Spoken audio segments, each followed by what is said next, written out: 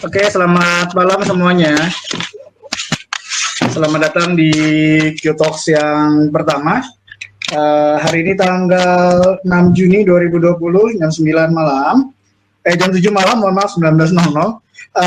Ini pertama kalinya kita jalanin Q-Talks ya. Sebelumnya inisiatif ini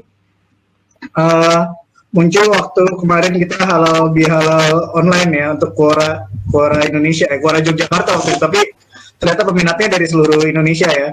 Jadi ini inisiatif yang waktu itu hasil dari ngobrol-ngobrol dengan teman-teman di pertemuan halal bihalal online, dan ini akan jadi semoga kedepannya akan jadi rutinitas baru di mana kita bisa ngobrol-ngobrol. Kalau kita biasa cuma baca tulisannya di Quora, di sini kita bisa ketemu tatap muka sama orangnya, dan juga kita bisa bisa belajar lebih banyak lagi gitu. Kalau kita cuma baca kan cuma satu arah, dan di sini kita bisa ngobrol dan bisa tanya lebih dalam lagi gitu. Nah, untuk hari ini kita kedatangan tamu spesial yang sangat cantik sekali dan sangat pintar sekali. Ada Mbak Faustina sebagai pembicara malam ini. Hari ini Mbak Faustina akan sharing kepada kita tentang ini ya Mbak ya, basic-basic apa hal yang perlu kita ketahui gitu tentang oil and gas industry ya, mining industry ya Mbak ya.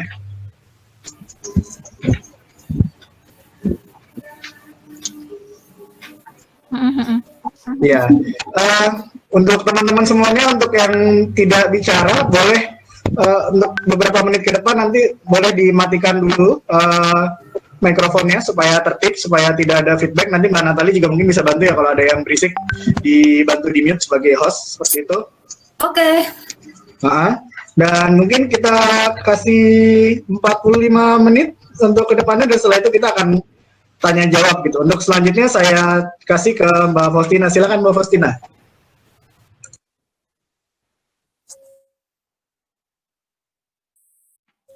Oke, thank you Mas Abi sama Mbak Natali yang udah percayakan saya untuk jadi pembicara malam ini. Cela.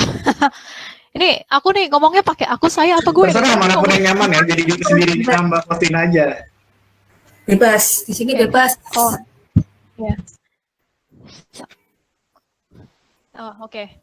Di sini jadi saya ini mau memberikan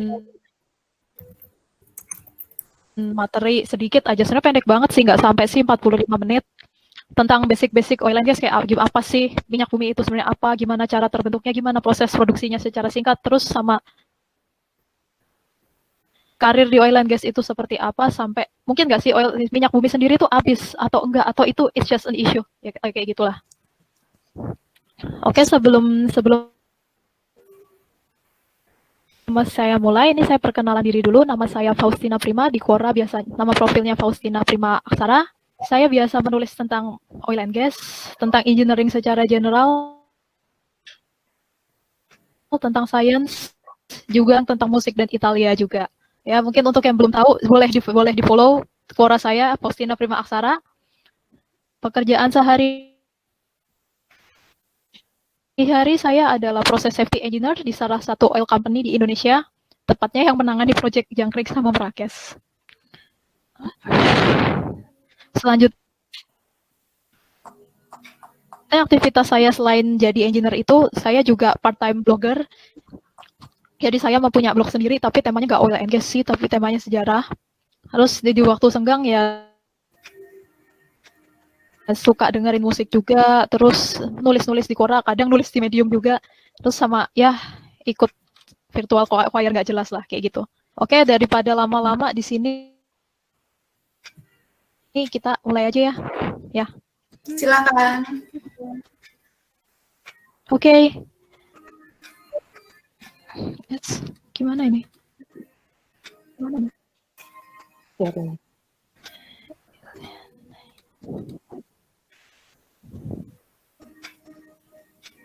Ya, udah masuk kok. Masuk ya, oke. Nah, di sini ini ada outline materi yang akan saya bawakan sekarang, mulai dari pengertian minyak bumi sampai masa depan dari oil and gas industry itu sendiri. Nah, ini guys, ada trivia dulu. Kalian tahu nggak sih ini ada fakta-fakta menarik tentang oil and gas di sini. Jadi minyak bumi yang pertama kali ditemukan dan dilakukan sudah ada sejak zaman bahla banget, tepatnya di China. Udah dilakukan sejak tahun 347 sebelum Masehi. Pada saat itu masyarakat Tiongkok kuno itu menambang minyak dengan peralatan sederhana yang bantu dengan tenaga manusia dan tenaga kuda untuk menambang minyak dari dasar tanah. Di situ minyak bumi ini digunakan untuk pengolahan garam dan menyalakan lampu. Selanjutnya di Indonesia sendiri, minyak bumi pertama kali ditemukan di Gunung Ceremai. Gunung Ceremai itu di Cirebon, Jawa Barat. Siapa yang suka mudik lewat Pantura tuh biasanya tahu Gunung Ceremai itu tempatnya di mana itu. Perbatasan Cirebon menuju Tegal Brebes lah itu. Terus pertama kali dia ditambangnya sama menggunakan tenaga kerbau juga. Dia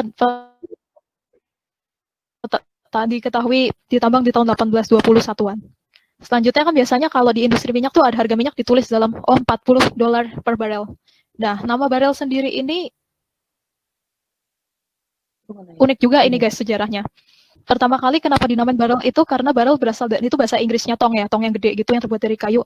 Zaman dulu itu tong-tong kayak gini digunakan untuk nyimpen saham. Nah, terus setelah minyak bumi mulai ditambang di Pennsylvania di Amerika sono, dimasukin ke dalam tong kayak gini. Nah, sejak itu makanya minyak bumi dihitung dalam satu rel karena dari tongnya seperti ini tuh. Nah, mungkin teman-teman udah banyak yang belajar ketika di SD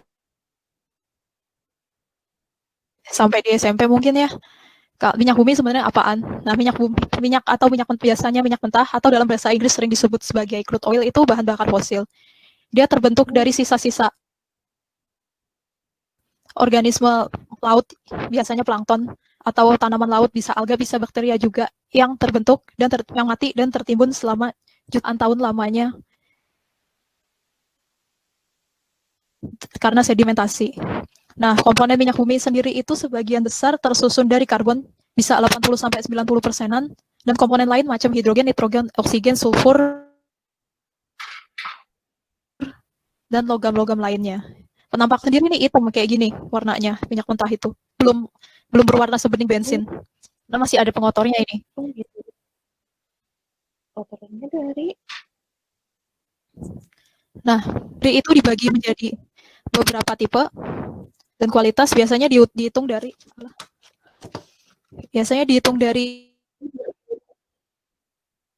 gravity atau API itu untuk menentukan seberapa dan kandungan sulfur. Semakin rendah kandungan sulfurnya berarti minyaknya itu semakin bersih dan nggak mencemarin lingkungan. Nih contoh-contoh kan kelas-kelas minyak bumi paling ringan ya ini. Kalau gravitinya semakin besar tuh berarti dia semakin ringan, makin encer gitu minyaknya, sampai yang paling berat di situ. Nah, ini bentuk-bentuknya bisa dilihat sendiri ini.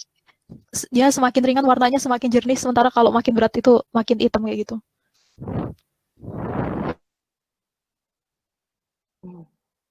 Nah, di bursa-bursa saham, di bursa komoditas itu biasanya minyak itu dibagi menjadi dua tipe.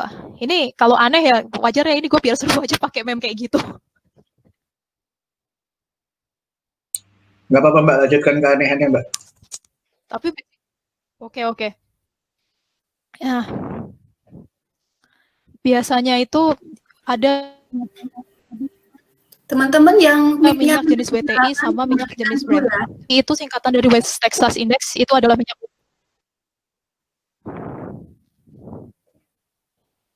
Tadi Mbak Faustina, teman-teman yang volumenya masih dinyalakan, dimatikan dulu suaranya. Nah, jadi Mbak Faustina aja yang bicara, gitu. Makasih.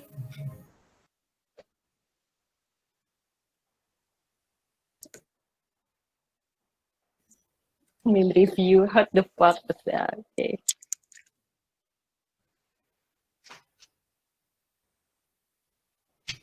Mbak Faustina silakan lanjut.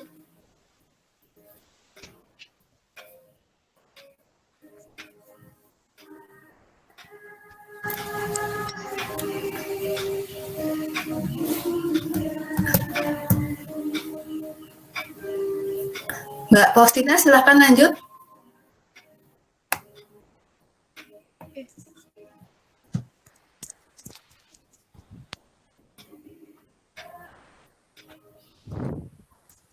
Nah, tadi kita udah sampai di klasifikasi minyak yang biasa diperdagangkan di bursa-bursa komoditas. Dia ada WTI sama Brent.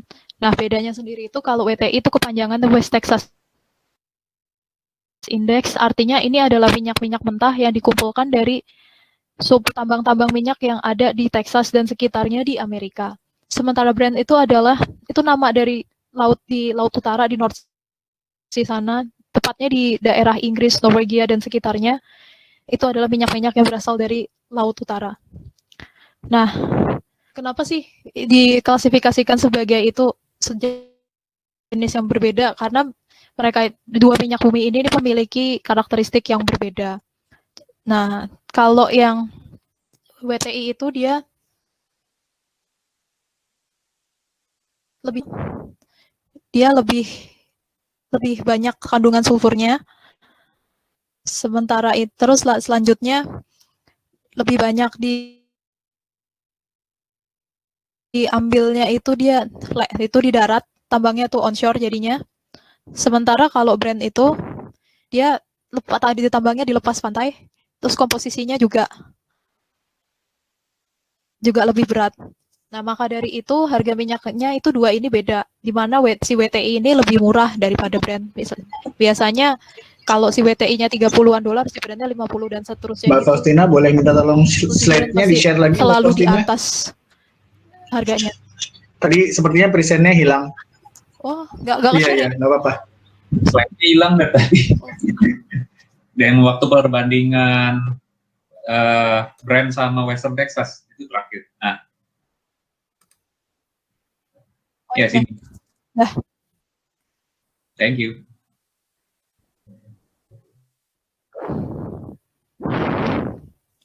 Ya, udah ya. Nah, ya ini tadi sih sebenarnya secara garis besar itu kedua minyak bumi ini dibedakan. Kenapa dibedakan? Karena pertama lokasinya itu beda. Yang pertama, yang WTI ini terletaknya di Texas, Amerika Serikat dan negara-negara bagian lain di sekitarnya. Dia juga diekstraknya itu di onshore, alias di daratan, bukan di laut. Terus kalau yang Brent ini dia berasal dari Laut Utara, tepatnya di sekitar Inggris, Scotland, Norway dan sekitarnya. Dia minyaknya diambil dari lepas pantai. Nah, terus untuk karakteristiknya sendiri juga beda karena minyak WTI ini dia lebih ringan, sementara minyak Brent ini lebih berat. Kandungan sulfurnya WTI lebih banyak, sementara si Brent crude ini lebih sedikit. Untuk harganya sendiri, minyak Brent ini selalu lebih mahal daripada minyak WTI ini. Nah, untuk gimana sih cara dagang minyak atau trading komoditas, nanti tanya sendiri sama Koko William sih, itu bukan urusannya saya untuk itu, saya tahu caranya.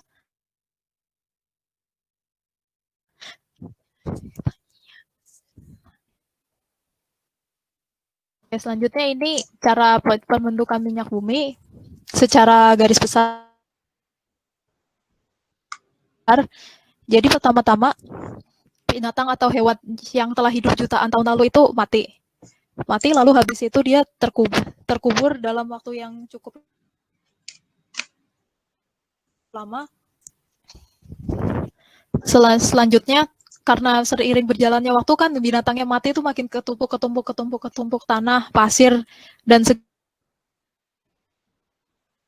segalanya macam itu kan, makanya jadilah fosil dan bercampur sama unsur-unsur tanah yang menguburnya itu.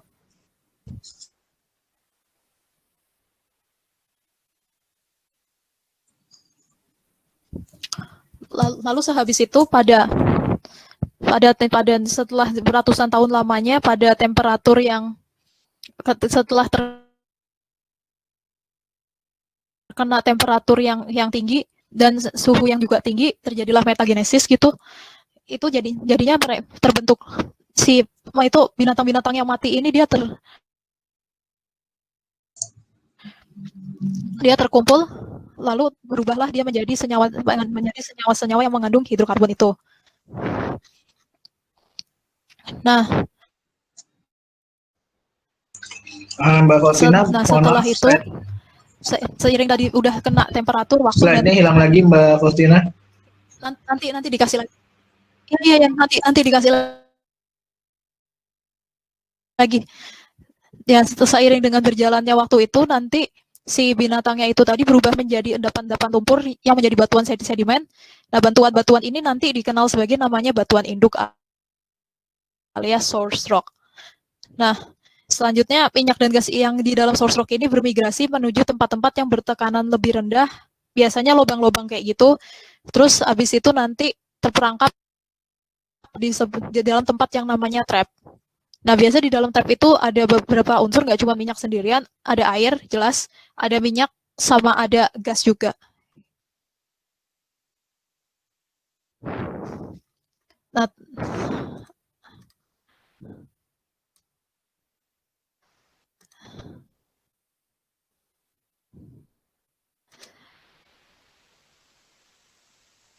Nah, tadi setelah tadi udah terbentuk sosrok, sudah ke migrasi semua ke trap-trapnya itu, nah terus udah bermigrasi semua ke trap-trapnya itu, itulah tadi yang namanya minyak dan gas di dalam lapisan batuan itu.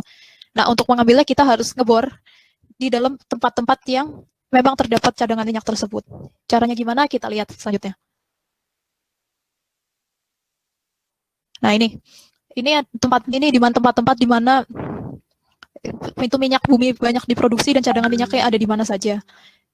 Nah, di sini negara-negara yang paling banyak memproduksi minyak itu bisa dilihat ada Amerika, ada Kanada, Brazil, Rusia, ada China juga, Arab Saudi, Iran, Nigeria, dan Norwegia. Dan sementara itu ini adalah beberapa negara yang memiliki cadangan minyak paling besar. Salah satunya ini adalah Arab Saudi ini.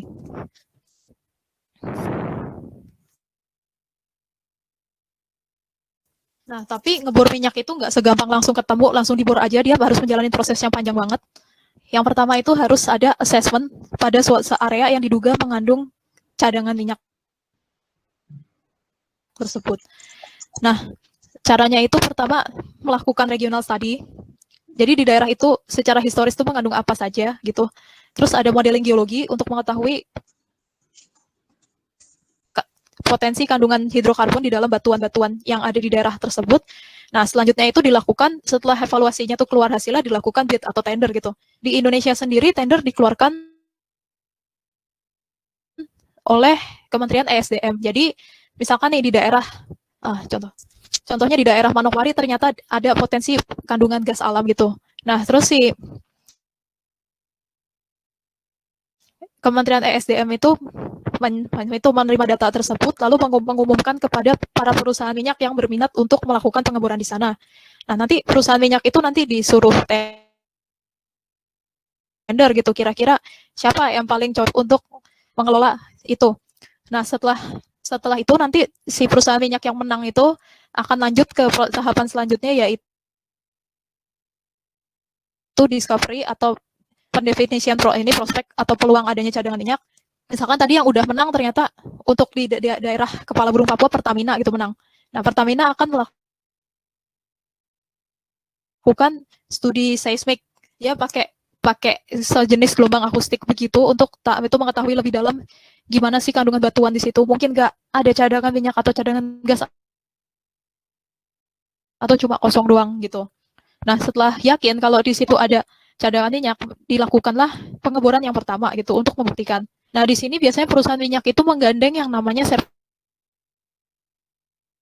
company. Nah, tadi Pertamina gitu. Dia akan menggandeng Schlumberger. Schlumberger akan melakukan pengeboran gitu untuk tahu ini dia ada minyaknya apa air doang apa gimana gitu. Nah,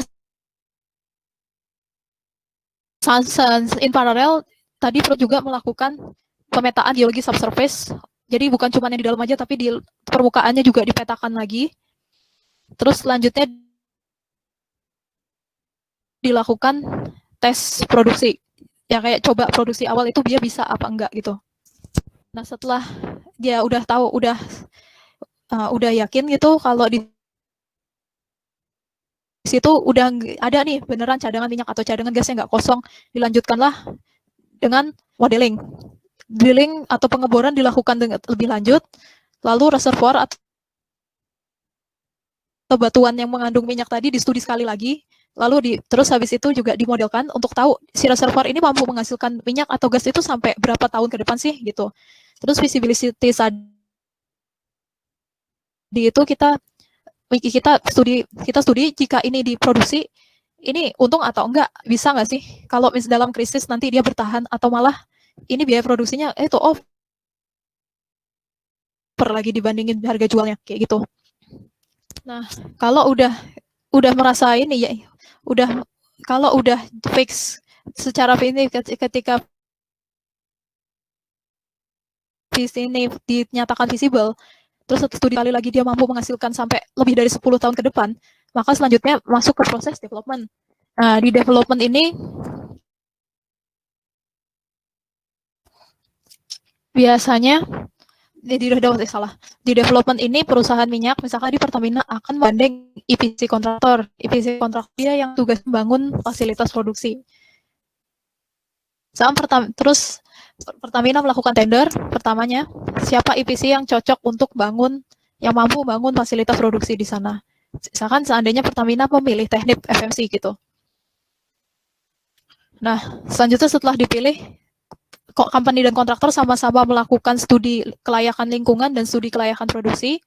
Setelah itu, drilling sama completion itu dilakukan bersamaan, jadi minyaknya sudah dibor.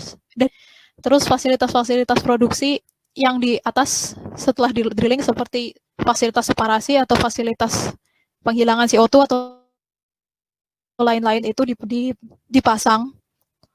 Setelah selesai, udah handover dari kontraktor, lalu masuk ke tahap produksi. Di sini, perusahaan melakukan manajemen dan optimisasi produksi. Lalu dilakukan juga reservoir management untuk memastikan kalau tadi ini reservoir cukup untuk dibor selama bertahun-tahun ke depan dan well intervention untuk tahu sumur-sumur mana saja di sekitar reservoir tersebut yang aktif berproduksi. Nah, tadi setelah produksi minyak misalkan sudah berlangsung lewat dari 20 tahun gitu, pastinya kan akan makin lama makin habis gitu setelah dibor terus gitu. Nah, tapi kan nggak bisa kita abaikan begitu aja. Nah, untuk udah selesai produksinya itu harus ada well plugging itu untuk menutup sumur yang sudah dibor. Lalu ada preventive removal alias mencabut atau mengambil semua fasilitas produksi yang sudah dipasang, dan terakhir itu environmental restoration atau kalau di situ kita nambangnya di hutan gitu. Terus banyak yang digundulin, kita punya perusahaan harus menanam kembali pohon-pohon yang sudah ditebang tadi itu.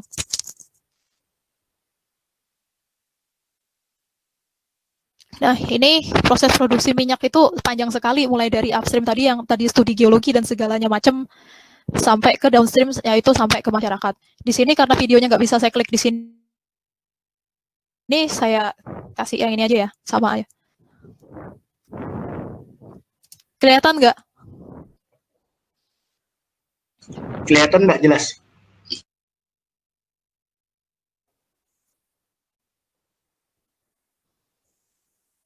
Nah, ini tadi ini proses drilling itu dilakukan di platform-platform seperti ini nih. Platform-platformnya itu bisa onshore, bisa offshore. Nah, kalau offshore itu dia ada beberapa jenis yang kita ketahui. Yang pertama ini ada semi-submersible platform atau kayak anjungan minyak lepas pantai gitu, dia statik seperti ini bentuknya. Lalu ada FPSO, yaitu floating production and storage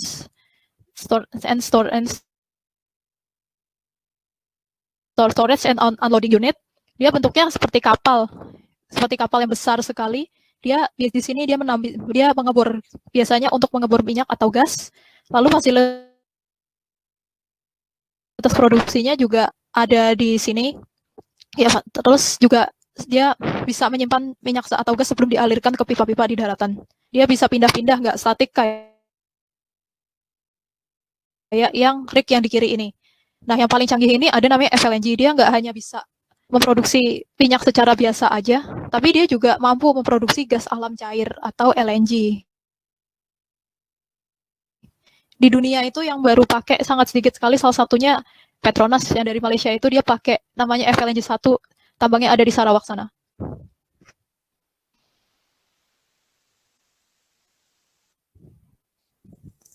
Nah, kita lanjut. Nah, ini tadi karena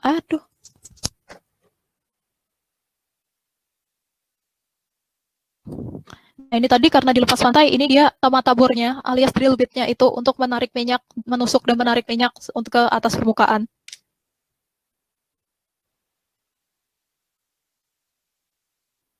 Di sini minyaknya ditembak dengan barang yang eksplosif. Terus untuk drilling itu supaya bisa mengangkat minyaknya ke atas dipakai juga cairan, biasanya brine atau campuran garam atau air atau bisa zat kimia lain untuk menarik minyak ke atas lebih cepat.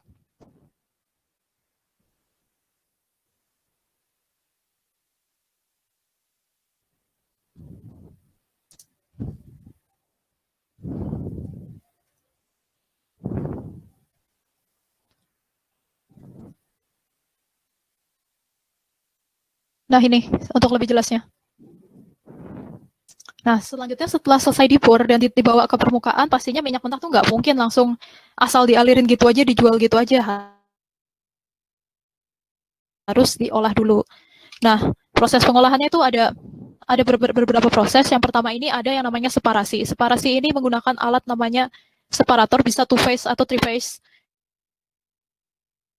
Dia untuk memisahkan minyak, air, sama gas yang terangkut dari minyak mentah yang tadi udah dibor. Nah, airnya itu nanti diolah kembali jadi produce water. Jadi produce water untuk treatment. Terus minyak sama kondensat sama gasnya itu dijual, tapi kalau gas ini juga bisa buat IOR atau buat yang lain juga.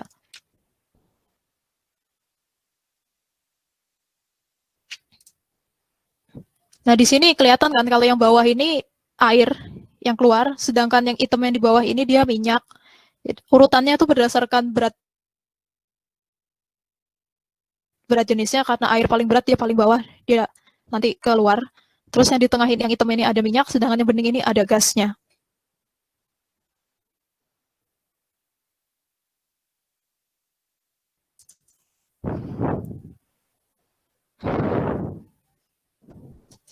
Nah, setelah separasi tadi itu kan masih kotor biasanya.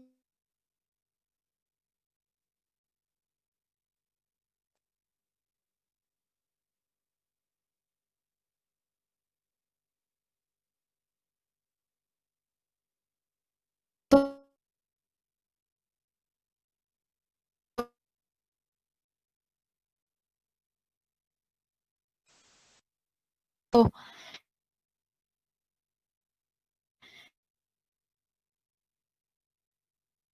Masuk ke proses selanjutnya yang namanya water dehydration unit untuk membuang lagi air-air yang masih terkandung di dalam minyak itu tadi. Kenapa sih airnya harus dibuang? Karena kandungan air di dalam minyak itu bisa bersifat korosif di pipa-pipa migas. That's why airnya harus dibuang. Dan kalau untuk gas sendiri dia bisa membekukan gasnya, makanya air harus dikeringkan. Nah, selanjutnya ini kan kelihatan ini dari tadi platform produksi minyaknya itu alias dari rignya ini dibawa kan ke darat. Nah, sebelum dibawa ke darat itu masuk dulu ke unit namanya, kalau untuk gas physical metering unit. Jadi untuk tahu kandungan gasnya itu sebenarnya ada apa, apakah sudah sesuai dengan spek komersil atau tidak, kayak gitu. Selanjutnya ini masuk ke proses tengahnya, midstreamnya, yaitu ke refinery atau pengolahan minyak bumi. Nah, ini yang gambar ini adalah refinery sama storage-nya.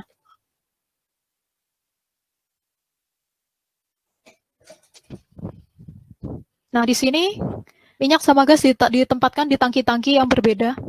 Biasanya kalau gasnya sudah dalam bentuk cair menggunakan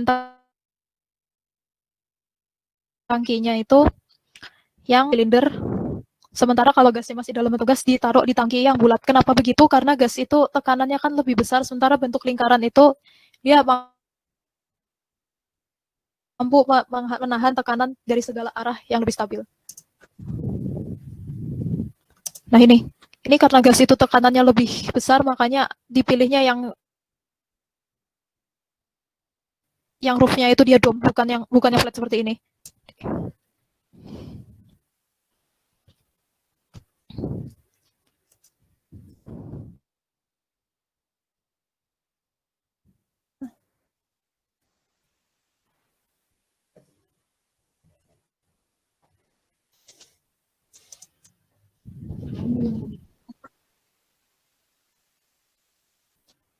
Nah, ini kalau dia itu gas, dia biasanya dari LNG storage itu ada yang dia tuh dikembalikan lagi bentuknya jadi gas untuk diekspor ke luar negeri. Misalkan kayak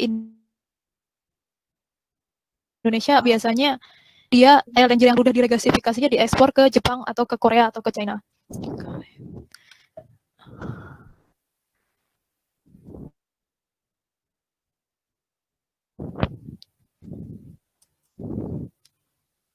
Ada juga yang langsung dalam bentuk FLE karena di FLNG langsung ditaruh aja tadi yang paling canggih itu.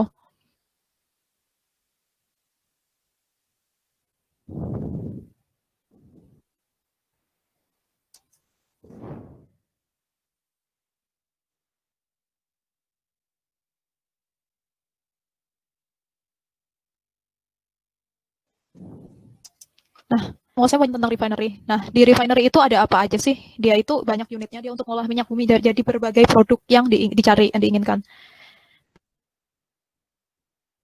Nah, tahap pertama dari refinery, kalau mau catat ya silahkan aja sih. Tapi kalau enggak juga enggak usah. Ada distilasi atau fraksinasi. Jadi minyak bumi tadi kan yang udah diolah di fasilitas produksi itu masih nyampur jadi satu. Di sini masuk distilasi yaitu alat yang memisahkan fraksi-fraksi cairan minyak bumi itu berdasarkan perbedaan titik didihnya. Dilakukannya di dalam sebuah tangki yang kedap udara. Itu temperaturnya itu 370-an, tekanannya 1 atmosfer. Nah, fraksi-fraksi ini nanti itu ada macam-macam yang paling cepat mendidih itu ya gas.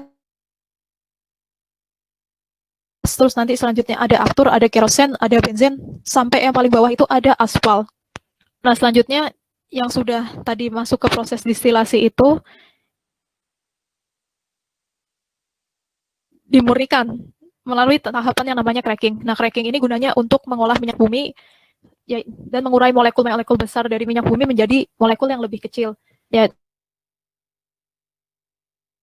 logikanya tuh kayak kita punya Lego gitu atau punya Lego yang gede gitu. Kita mau misahin warna-warnanya yang merah mana, kuning mana, hijau mana, biru mana, kita pecahin satu-satu berdasarkan warnanya dan untuk kita kelompokkan sendiri-sendiri. Gitu. Prosesnya ini macam-macam, bisa pakai cara panas atau thermal cracking, katalis atau catalytic cracking, dan hydro cracking. Setelah cracking selesai, masuk ke proses yang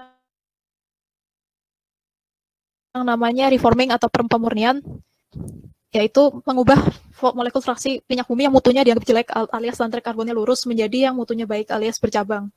Ini prosesnya digunakan pakai katalis. Lalu selanjutnya ada proses polimerasi, di mana fraksi-fraksi minyak bumi mentah ini ditambahkan dengan katalis asam kuat yaitu HCl, H2SO4 atau AlCl3. Sementara itu kalau polimerasi untuk menggabung molekul kecil menjadi molekul yang lebih besar sehingga mutu dari minyak bumi yang nanti mau dihasilkan meningkat. Nah, terakhir itu ada proses treating alias proses pemurnian fraksi minyak bumi yang tadi dianggap masih belum bersih supaya lebih bersih lagi. Jadi yang di situ dihilangkan itu lilin atau itu wax yang masih ada alias parafinnya. Lalu aspal juga dihilangin dan belerang atau sulfur. Nah, terakhir kalau mau menambah oktannya, kalau dia mau hasilnya BBM, biasanya ada proses blending, yaitu ditambah dengan bahan tertentu supaya nilai biasanya TL atau tetraethylate, supaya naik bilangan oktan bensinnya. Jadi kalau di mobil lebih nggak ngetok.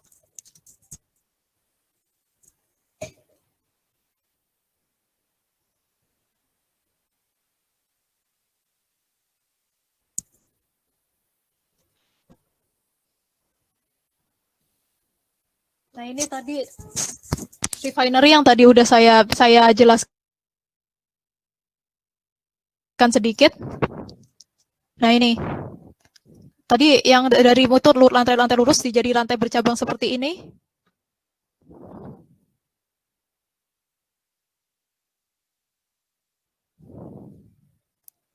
Produk-produk yang dihasilkan oleh minyak bumi itu banyak banget. Kalau mau tahu nanti diikutin terus aja.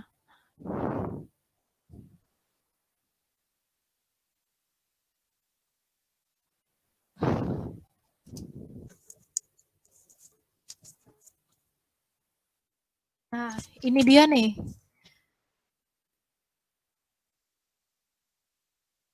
Pasti di sini banyak yang masih mengira produk dari minyak bumi itu cuma buat BBM aja. Ternyata nggak seperti itu. Banyak banget produk selain BBM yang bisa dihasilkan dari minyak bumi itu sendiri. Yang pertama, dia bisa menghasilkan diesel atau gas yang digunakan untuk pembangkit listrik. Lalu selanjutnya tadi kan saya sudah jelaskan setelah dibagi beberapa fraksi itu ada aspal. Nah, aspal itu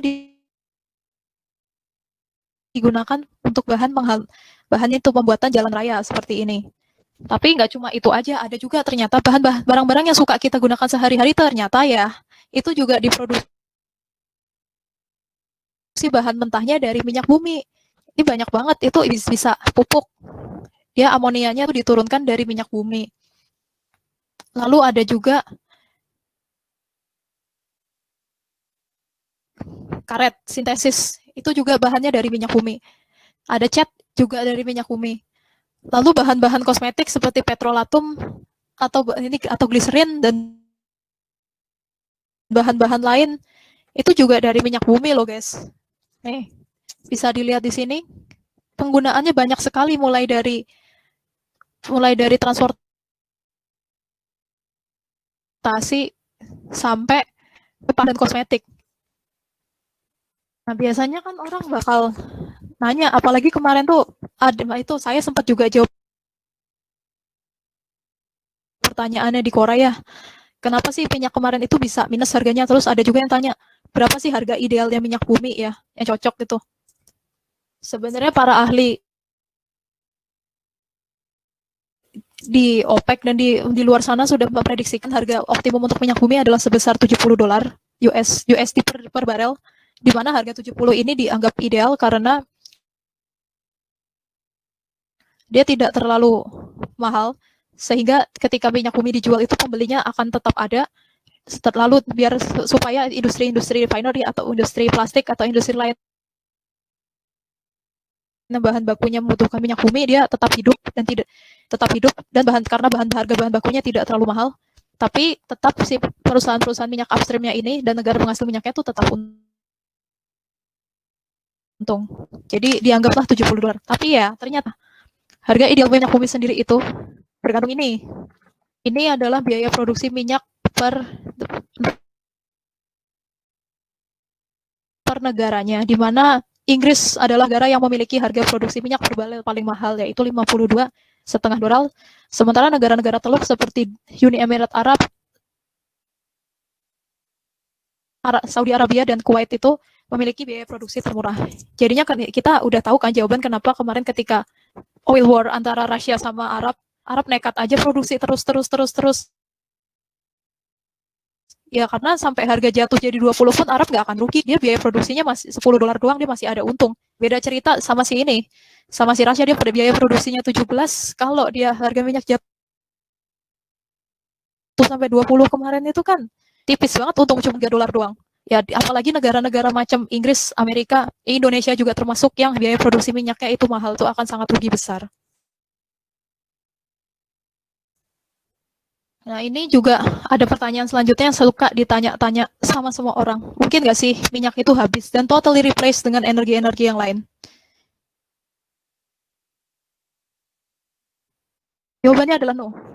Kenapa bisa dibilang begitu? Karena sebenarnya produksi dan konsumsi minyak bumi di dunia itu seimbang bisa dibilang. Dengan kita seiring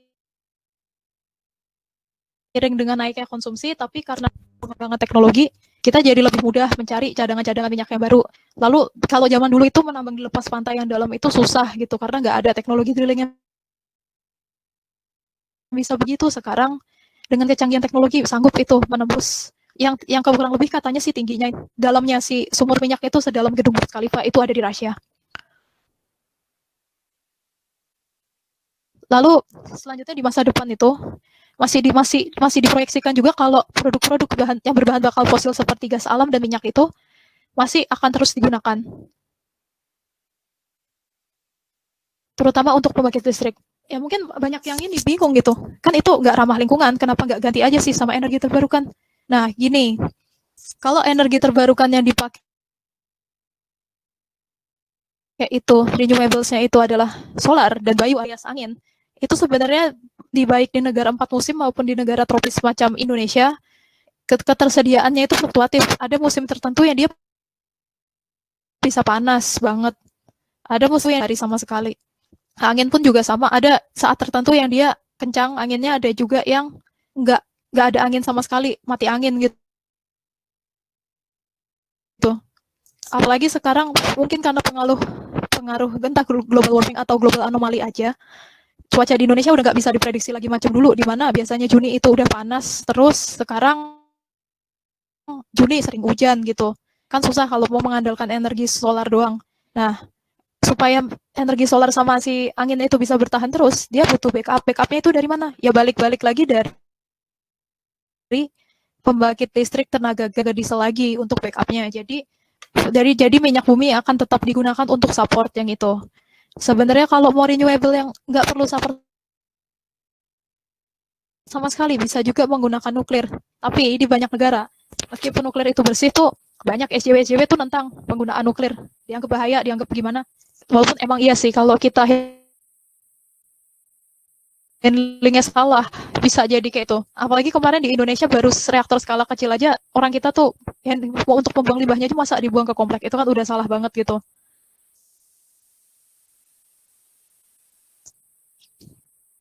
Nah ini ada juga proyeksinya jenis energi mana yang akan banyak digunakan sampai tahun 2040-2050. Nah di sini masih bisa dilihat itu juga masih akan terus digunakan. Nah gimana dengan Indonesia? Nah Indonesia sendiri masih dilakukan ini industri penambangan minyak bumi. Nah ini adalah data terakhir, data beberapa tahun terakhir ini tentang cadangan minyak dan gas yang masih ada di Indonesia. Sebenarnya di wilayah timur Indonesia ini masih banyak banget, cuman belum dikelola, belum dimanfaatkan aja dengan baik. Oh kalau saya sih kerjanya nih di sini, nih di Kalimantan Timur. Nah ini skema bisnis minyak di Indonesia nih ada dua. Kalau zaman dulu kita sejak zaman Orde Lama sampai tahun 2005 kita pakai yang namanya PSC atau Production Sharing Contract alias kontrak bagi hasil, di mana keuntungan dari produksinya ini dibagi antara pemerintah dengan kontraktor. Kontraktor itu maksudnya perusahaan minyak yang melakukan penambangan atau eksplorasi minyak, dibagi setelah adanya cost recovery. Maksudnya itu jika ada kegagalan produksi, pemerintah Indonesia itu ikut menanggung biaya yang dikeluarkan akibat gagal produksi itu tadi, makanya namanya cost recovery. Nah selanjutnya setelah cost recovery selesai, profit yang bersihnya itu baru dibagi dengan perusahaan. Nah udah gitu di terakhirnya itu si perusahaan masih kena pajak pula. Nah karena skema ini dianggap ubahlah jadi skema gross split. Nah kalau gross split ini dia lebih simpel, dia hanya membagi keuntungan antara pemerintah sama perusahaan lewat keuntungan kotornya. Biasanya dikasihnya itu pemerintah dapat bagian itu 60 sampai 75% tergantung dari kesulitan nambangnya itu gimana, dan kontraktor itu dapat sisanya. Oh iya, ini saya waktu itu kan pernah ada yang tanya juga tentang nasionalisasi di Indonesia, dan saya juga sempat terangkan sedikit gimana sih mainnya bisnis minyak di Indonesia. Jadi bisnis minyak di Indonesia tuh diawasin oleh itu dimiliki dan diawasi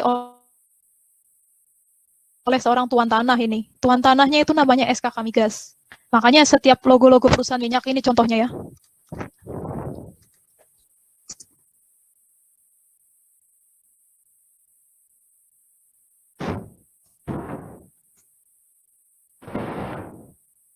Aduh, nggak ada.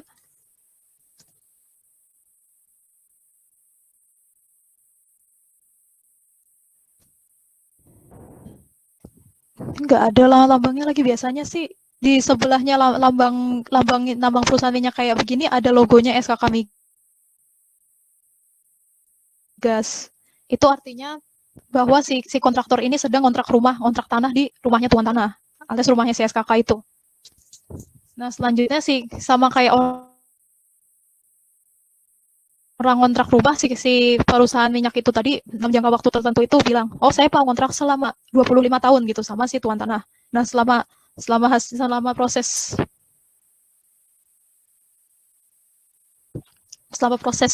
ini produksinya tersebut, nah tuan tanah itu akan selalu ngawasin aktivitasnya si penyewa dong. Jadi biar penyewanya nggak kabur gitu.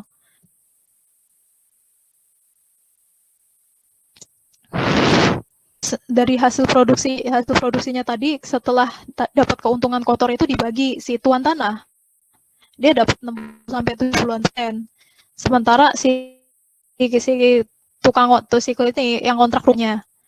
Nah, kalau udah gimana dong? Nah, kalau udah selesai bisa ada dua opsi. Either si pengontrak rumah itu mau lanjut ngontrak lagi, tapi di tempatnya itu hengkang dari situ. Nah, kalau dia memilih opsi yang kedua, sana akan ngasih itu tanah bekasnya itu ke anaknya. Anak tuan tanah itu siapa? Pertamina. Ya, kayak gitu.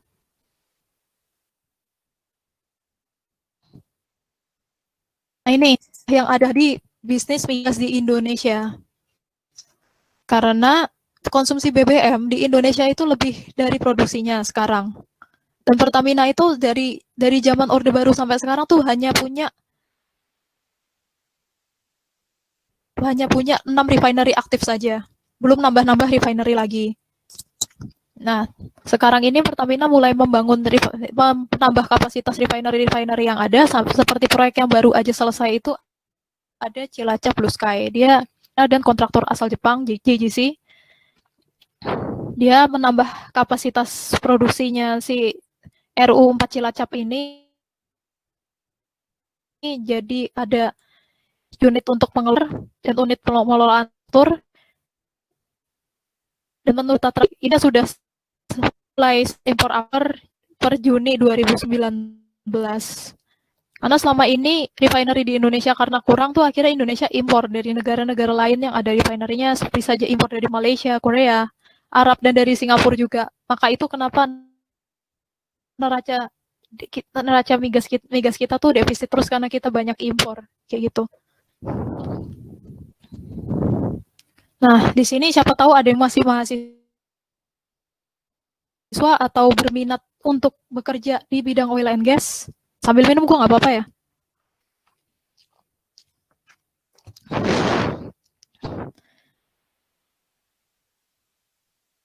Ini bisa simak ini. Jadi siapa sih yang boleh bekerja di oil and gas industry? Nyaris semua program studi itu bisa bekerja di oil and gas, gak cuman dari teknik alias engineering aja. Karena sama kayak industri lainnya, di oil and gas juga ada bagian-bagian teknis dan non-teknis alias support.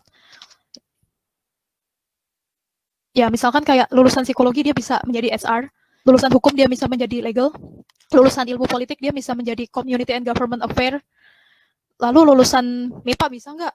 Fisika gitu, bisa banget. Fisika dia bisa joinan sama geofisika, jadi dia akan menjadi geoscientist yang mana dia memeriksa gitu, menganalisis kira-kira potensi cadangan minyak itu ada atau enggak. Anak mat juga bisa eligible masuk ke geofisik di sana. Atau kemarin ada yang tanya ke saya juga kalau geologi masih dibutuhkan atau enggak. Sebenarnya masih. Cuma sayangnya itu kebutuhan untuk geologi itu sedikit banget. Biasanya mengambil yang jam terbangnya itu sudah sangat tinggi. Nah, saran aku sih kalau dia geologi tapi mau tetap kerja di oil and gas, jangan hanya consider oil company aja, tapi consider perusahaan lain yang berhubungan dengan oil and gas. Nanti akan saya jelaskan kemudian. Oh iya, tenang aja, kalau sastra pun juga bisa kok masuk oil and gas. Kalau perusahaannya perusahaan China atau perusahaan Jepang gitu kan, sastra Jepang, sastra Cina dibuhin gitu. Nah, ini industri apa yang berkaitan dengan minyak dan gas bumi. Ada oil company ini yang seperti sudah diketahui semua, ada oil service, EPC, consultant, sama vendor. Nah, ini saya kasih gambarannya supaya nggak tambah bingung. Ini oil service company. Ini seperti yang saya sudah jelaskan di atas tadi, pada proses drilling di awal itu mereka yang melakukan. Biasanya perusahaannya itu ada beberapa jenis. Ini ada Schlumberger dari Prancis, ada Halliburton dari Amerika, dan Weatherford dari Inggris. Di ini selain service drilling, mereka juga bisa menawarkan service tadi terkait analisis geofisik, terus service maintenance beberapa equipment juga ada. Lalu service untuk smart drilling dan service untuk subsea engineering mereka juga bisa. Ini paling komplit sih bagi saya yang ini nih. Ini gajinya mahal ini, cuman kerjanya kerja keras sebagai kuda banget ini. Price grade bisa sampai 20-an, serius bener. Nah, ini oil company yang selama ini orang tahu. Nah, kalau di Indonesia sendiri punya Pertamina, yang lain juga, Malaysia dengan Petronasnya, China dengan PetroChina-nya, ExxonMobil itu dari Amerika, Chevron, dan ini juga dari Amerika. Ya, tebak guys, kalau saya di mana yang mana? Yang bisa jam piring.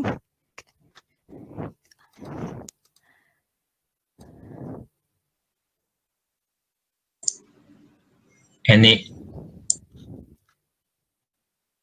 Ayo tebak ke saya gimana? Si Pato. Kupikir Benar. kamu di Schlumberger. Faust. Enggak. Yes.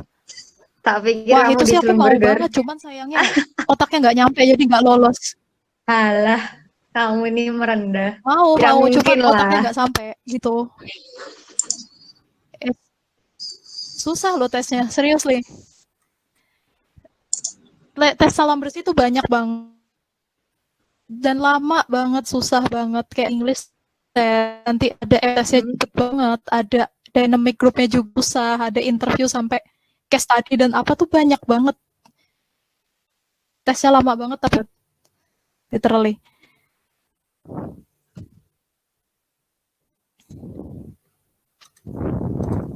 Nah, oke, dilanjut. Lalu ada EPC kontraktor. Di sini dia gunanya itu sebagai kayak tukangnya gitu loh. Kayak tadi si company ini kan orang yang kontrak tanah mau bangun rumah. Nah, bangun rumah kan nggak mungkin dibangun sendiri. Nah, dia meminta jasa tukang. Nah, tukangnya ini ada berbagai jenis ini. Ada tukang lokal alias reken, rekayasa industri. Dia BUMN. Lalu ada tukang-tukang asing. Ini yang spesialisasi di offshore, ada teknik. FMC ini dari Prancis, ada McDermott dari Amerika Serikat, ada Saipem dari Italia. Lalu kalau untuk di midstream dan onshore, biasanya spesialisasinya ini yang lokal swasta, ada Tripatra. Ini JGC, ini dari Jepang. Ini ada McConnell Dowell dari Australia, dan Encona dia juga dari Indonesia.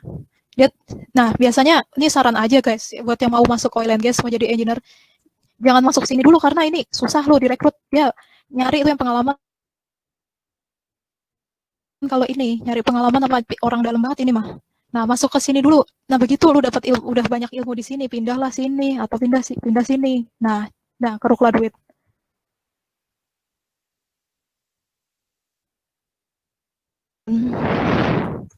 Nah, terakhir nih ada engineering consultant. Ini ada macam-macam jenisnya nih. Paling terkenal untuk offshore tuh yang ini, di NVGL. Dia nggak hanya konsultan offshore aja, tapi juga dia lembaga standarisasi safety untuk industri-industri yang ada di offshore. Dia asalnya dari Norwegia. Lalu kalau ada konsultan lagi yang biasanya untuk proses safety, ya alarm management, nanti fire prediction, fire modeling, atau ada noise modeling, itu biasa dilakukan sama Gexcon. Nah, cara kerjanya konsultan ini dia bisa di-hire oleh oil company menyelesaikan masalah yang ada, atau bisa juga di-hire oleh EPC kontraktor selama fase pembangunan. Jadi ketika membangun itu kan pastikan dong ini nggak akan ada fire di lingkungan ini. caranya gimana, lu gak paut, gue gak mau tahu. Nah yang ini bilang si Vato senior, ya akhirnya dia kalau nggak bisa melakukan sendiri dia hire lah. Misalkan tadi INI mau membangun fasilitas itu onshore receiving facility baru. INI lalu nunjuk Saipem, contohnya gitu. Nah, Saipem tadi disuruh melakukan studi kemungkinan terjadinya kebakaran. Nah, Saipem dia nggak melakukan sendiri, dia ngegandeng lah Gexcon untuk tahu gimana saran modelannya seperti apa. Nah, nanti data-data yang dia dapat dari sini, dia approve, setelah dia approve, nah baru dilariin lagi ke sini.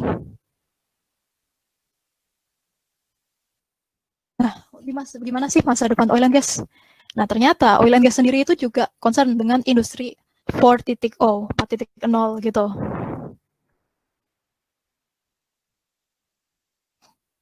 Nah, BP dia program yang namanya SANDY. Dia gunanya untuk geoscience, untuk mengevaluasi karakteristik geofisika, geologi, historical, dan keadaan reservoir.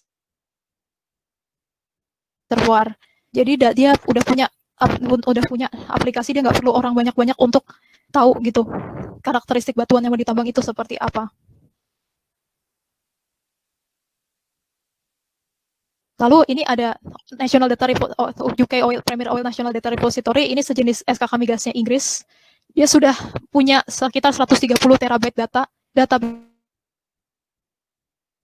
yang besar gitu untuk mengetahui kondisi-kondisi sumur minyak yang akan ditambang. Nah, ini data nih hebat banget. Selain dia bisa ada data sumur minyak dan field yang akan ditambang, dia juga mencakup data 12.500 bores, 5.000 studi seismik, dan 3.000 pipa-pipa minyak yang ada di Inggris. Gila, keren gak sih? Lalu selanjutnya aplikasi yang namanya DI Transport. Ini adalah aplikasi drilling, jadi smart drilling gitu. Jadi dimungkinkan perusahaan minyak ketika menggunakan ini, ngebornya itu akan lebih tepat sasaran. Gak akan lagi ngebor sumur-sumur yang kering. Nah, lalu juga ada banyak robot yang digunakan untuk mengetahui mana aja valve yang rusak kalau di bawah laut. Kan nggak mungkin di laut yang dalam kita ngirim penyelam atau nggak gimana. Nah, untuk membetulkan itu, perusahaan minyak banyak mengembangkan robot-robot seperti yang setahu saya FMC itu udah punya robot subsea untuk mengganti SSIV yang rusak di bawah sana gitu. Nah, untuk yang tanya-tanya, gimana sih kan minyak itu menghasilkan banyak CO sama CO2. Nah, ternyata sama perusahaan minyak sendiri sudah dilakukan ini namanya Carbon Capture and Storage atau CSS. Dia untuk menangkap kembali dan mengolah CO2 yang terbuang dari minyak bumi itu. Nah, gas CO2-nya itu bisa digunakan lagi kembali lagi untuk associated gas untuk bahan untuk jalanin siriknya itu, juga bisa untuk IOR atau mengambil minyak yang sudah ketrap di bawah tapi susah diambil. Lalu juga bisa, ini mau ada pengembangan teknologi baru dari Jepang di mana salah satu perusahaan teknologi Jepang ini dia menggunakan Juglena. Juglena itu organisme kecil gitu, berklorofil, bisa fotosintesis, dia nangkepin CO2 yang dihasilkan sama perusahaan minyak itu. Nanti Juglena ini bisa menghasilkan renewables juga. Jadi keberkesinambungan seperti itu. Oke, itu tadi itu presentasi singkat dari kata mohon maaf. Terima kasih banget udah mau dengerin. Ciao. Terima kasih Mbak Faustina. Halo, datang semua teman-teman yang sudah datang. Balikin lagi ke Cak Natali ya. Ya. Oke, Mas Abi, jangan keluar. Moderatornya Mas Abi, kalau ada pertanyaan-pertanyaan Mas Abi bisa, soalnya saya nggak jauh sama sekali. Saya cuma ngajarin murid gitu, kok gas sama minyak udah angkat tangan saya. Oke. Makasih Mbak Faustina Prima, menarik banget tadi presentasinya.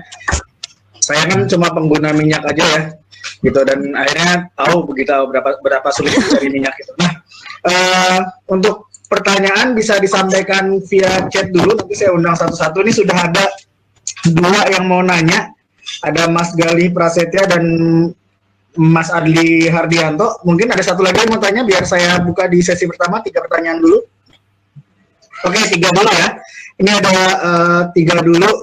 Yang pertama ada Mas Galih dulu. Nanti ditumpuk dulu pertanyaannya, baru dijawab satu-satu di akhir ya sama Mbak Faustina ya. Mungkin dari Mas Galih, silakan pertanyaannya, boleh sambil nyalain mikrofonnya, nggak apa-apa. Halo tes, malam. Suaranya masuk nggak? Ya, Mas Galih masuk suaranya, silakan. Masuk. Oke, Bu Prima mau nanya nih. Itu tadi ongkos produksinya kenapa? Mbak aja dong, Mbak, aku tua banget ya. Iya Mbak. Oke Mbak. Mbak aja dong banget kayaknya. Oke Mbak Prima, itu tadi ongkos produksinya kenapa jomplang banget ya? Bisa dijelasin nggak Apa? yang Inggris dan Saudi itu jomplang banget itu? Sorry, apa ya, Bang? Kenapa itu komponennya? Oke, Makanya. itu aja Mas Galih pertanyaannya. Komponen apa? Komponen produksi, cost untuk produksi tadi kenapa Saudi bisa sangat murah dan UK bisa mahal banget gitu? Oh, oke. Oke, itu pertanyaan pertama saya catat ya. Siap. Mas Galih ada pertanyaan lagi? Nggak ada ya? Enggak, itu aja. Makasih ya. Oke. Yang penanya kedua ada Mas Adli Haryanto. Silakan Mas Adli Haryanto.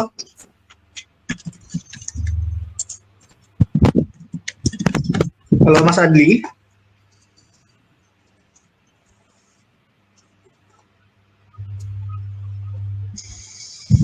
Mas Adli bisa dengar suara saya? Atau boleh di chat aja Mas Fadli? Mas Adli? Oke. Mas Adli belum memberikan pertanyaannya, mungkin ini ada Mbak Aulia atau Mas Aulia nih, Mbak Aulia ya? Boleh Ya. Pak, ini urutan ya. Oke, sebentar. Selamat malam teman-teman. Terima kasih Faus udah kasih penjelasan tentang industri oil and gas ini. Terus aku mau nanya deh terkait Meor itu sendiri. Aku penasaran dari sudut pandang kamu sebagai praktisi di bidang migas ini dan juga di synthetic biology, karena kita dulu pas kuliah sering banget ngomongin itu. Ya, kalau kamu ingat kan dulu tahun 2015 IJIP ITB itu pernah bikin engineered bacteria. Aku lupa bakterinya apa. Intinya Meor juga gitu. Dan kalau aku lihat lagi itu ternyata sejauh ini di IJIM tuh cuma ada 3 tim doang. Kalau nggak salah 1 Cina, 1 lagi tuh aku lupa, Delete Bridge, aku lupa dari mana, yang menyasar tentang Meor ini gitu. Menurut kamu ya, apa sih yang bikin orang itu nggak fokus buat mengembangkan Meor ini sendiri? Padahal kan kalau misalnya ini tuh kayak dikembangkan, dimaksimalkan potensi Meor ini kan bukannya tadi bakal ibaratnya salah satunya kalau nggak salah renewables juga ya, output keluarannya ya. Apakah memang ini tuh nggak terlalu profitable kah di mata industri migas itu sendiri, atau memang dari segi bisnisnya gitu, kayak alur bisnisnya, R&D-nya itu beda. Kalau di perusahaan kamu sendiri gimana, Us? Oke. Mbak Aulia, itu saja pertanyaannya ya, panjang nih tapi Oke, itu aja. saya catat. Mas Adli, apakah sudah bisa bertanya? Sudah mau bertanya? Halo Mas Adli. Oke, Mas Adli, ada Fikrian Iya, ada Endriano. di chat Mas pertanyaannya. Oh, ada di chat ya. Sorry. Mas Adli sudah ya? Mas Adli sudah Ada dicatat. Mas Adli ada nih di chat. Udah. Oke, Mas Adli sudah ada pertanyaan. Jadi kita 3 pertanyaan dulu. Yang lain boleh diingat dulu. Ininya nanti mikrofonnya nanti bisa kita panggil lagi. Pertanyaan pertama dari Mas Gali Prasetya, Mbak Faustina. Kenapa ongkos produksi minyak, kos produksinya per barrel begitu jomplang gitu? Oh, oke. Sebentar, saya colok kabel dulu ya, udah mau ngecas. Oh ya, silakan Mbak. Buat teman-teman yang lain juga nanti kita akan buka selanjutnya gitu, pertanyaan selanjutnya. Ada yang menunggu, ada Fikrian, Panser Pangaribuan, ya. sama Mbak Tika Aulia. Apa ini Mbak Tika Aulia udah nanya ya? Gitu. Sama, oke.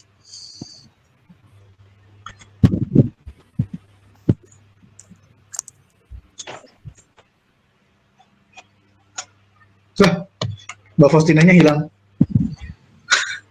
Sebentar ya, kita tunggu dulu ya. Harap bersabar. Ini hanya ujian. Gak apa-apa, nyanyi-nyanyi dulu gitu. Siapa yang mau ngisi gitu? Tunggu dulu sebentar. Saya mau nanya, Mbak Faustina bidangnya apa ya tadi? Saya terlambat ngikuti.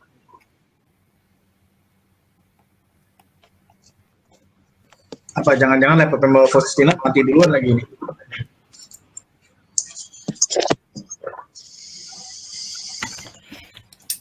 Bisa jadi.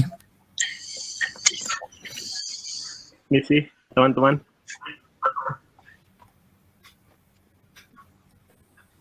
Halo.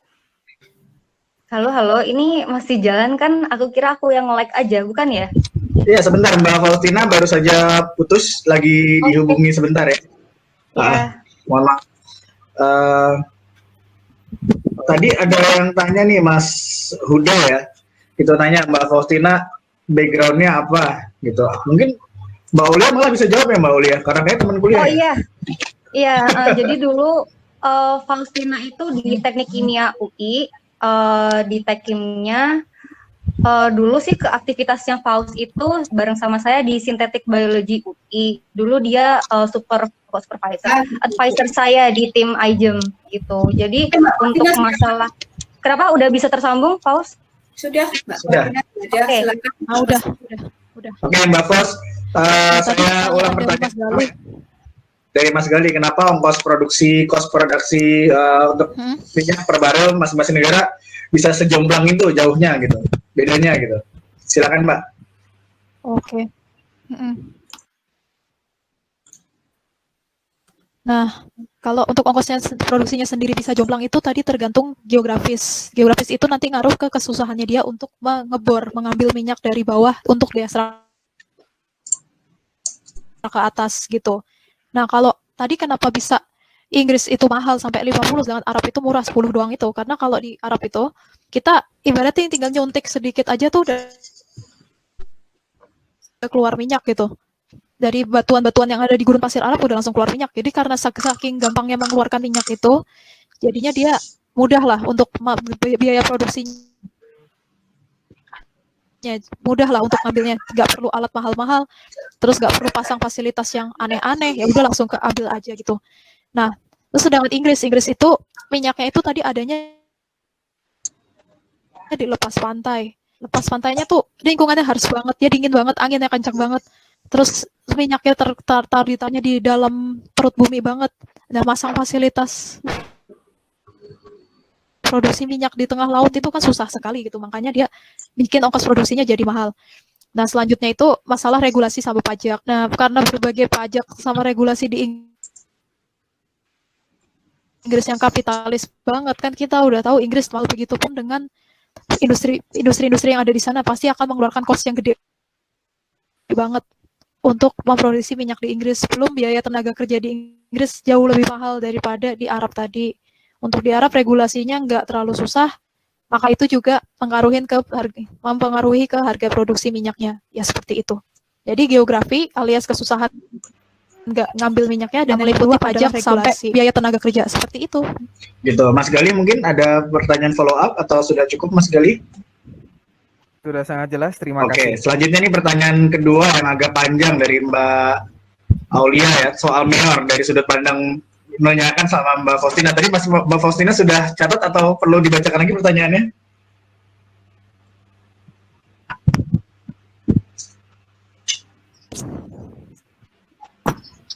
Pertanyaannya terkait mayor.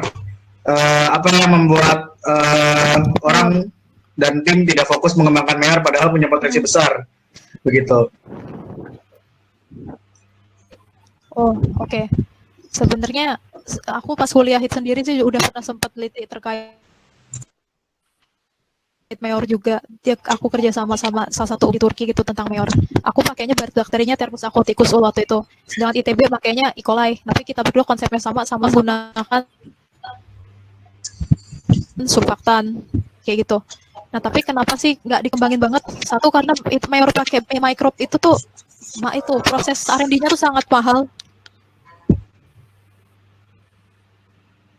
Proses R&D-nya tuh lama dan mahal karena kita harus merekayasa bakterinya dulu. Tadi bakteri ini menghasilkan surfaktannya itu hanya dikit atau nggak ada, kita rombak supaya dia bisa menghasilkan surfaktan untuk ngambil minyaknya itu. Yang pertama itu. Dan kedua, untuk mayor sendiri itu dianggapnya sama praktisi di oil and gas itu kurang menjanjikan lah, terlalu mahal dibandingkan menyuntikkan karbon dioksida tadi atau menyuntikkan gas buang yang lainnya atau menyuntikkan steam alias uap air ke dalam minyak itu sendiri. Kayak gitu, karena terlalu dibandingkan metode lain itu dia lebih mahal meskipun keefektifannya itu bisa dibilang lebih bagus karena surfaktan itu secara logika dia lebih berat daripada minyak, jadi lebih bisa gampang angkatnya. Tapi terus selanjutnya itu adalah karena harga minyak sendiri kan naik turun tergantung sama kondisi politik, tergantung sama kondisi alam dan kebijakan-kebijakan lain gitu. Nah, pakai Mayor terus-terusan itu dianggap tidak untung karena bisa menambah biaya produksi minyak yang tadi itu. Jadinya perusahaan nggak mau rugi kan, makanya nggak terlalu mengembangkan Mayor. Terus ketiga, apakah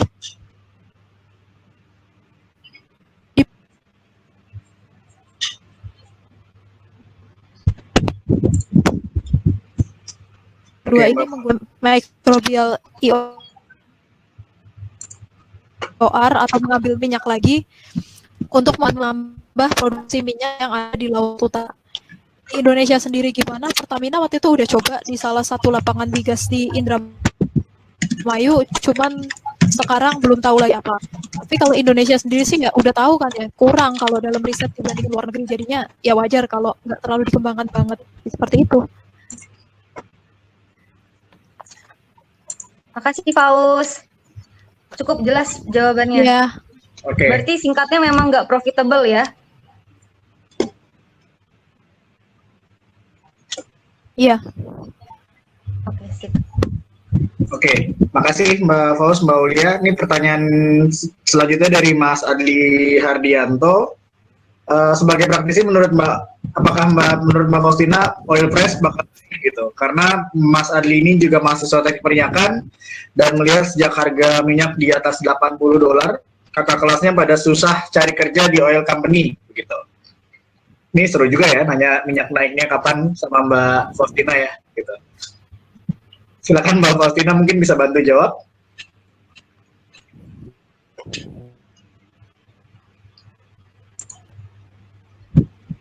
Sebenarnya minyak naik agak susah karena faktor teknis politis itu main banget gitu. Nah, kita berharap aja sih semacam antara Arab dan Rusia lagi ada ini jadi bisa naik lagi gitu. Karena 2015 sendiri itu sempat jatuh banget, tapi sehabis itu dia naik lagi makanya buka lagi gitu. Jadi prediksi kapannya itu agak susah juga sih karena kondisi politik itu kencang banget ngaruhnya sekarang ini. Tapi Mbak, apalagi ditambah dengan isu kalau Amerika akan mengembangkan shale oil, itu makin lagi. Biasanya faktor yang membuat naik itu kira-kira apa dan faktor yang membuat turun itu kira-kira apa, Mbak?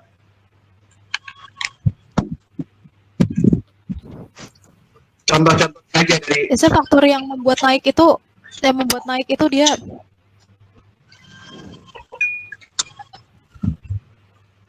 yang membuat naik itu biasanya pengembangan teknologi baru, jadi dia bisa penemuan lagi sumber minyak yang baru itu bisa buat naik. Terus sama ini produksi negara-negara pemproduksi minyak itu dia tidak oversupply, dia akan bisa membuat naik lagi.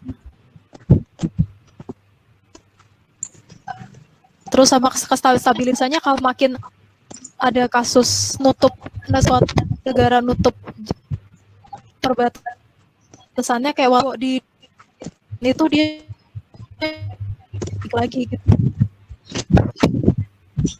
Oke, makasih Mbak Mbak Tina, ini saya nggak yakin nih jawabannya sudah selesai atau chatnya terpotong, pakai terpotong. Bisa.